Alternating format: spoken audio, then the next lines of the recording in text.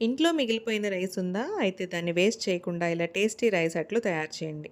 ముందుగా left over రైస్‌ని కొద్దిగా పెరుగుతో కలిపి మిక్సీలో మెత్తగా గ్రైండ్ చేసుకోవాలి. గ్రైండ్ చేసిన ఈ మిశ్రమాన్ని ఒక బౌల్‌లోకి తీసుకొని అందులో హాఫ్ కప్ రవ్వ వేసుకోవాలి. తరువాత సన్నగా తరిగిన ఉల్లిపాయలు, పచ్చిమిర్చి, కొద్దిగా అల్లం పేస్ట్, కొత్తిమీర, తగినంత ఉప్పు వేసి అన్నిటిని బాగా కలపాలి. ఇప్పుడు కొద్ది కొద్దిగా పాలు పోస్తూ అట్ల పిండిలా అయ్యే వరకు మిక్స్ చేసుకోవాలి.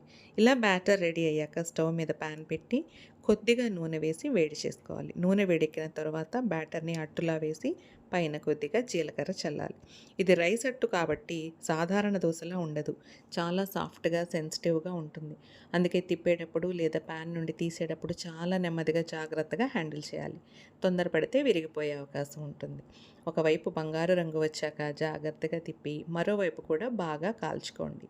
ఇలా బయట కొంచెం క్రిస్పీగా, లోపల మాత్రం చాలా సాఫ్ట్‌గా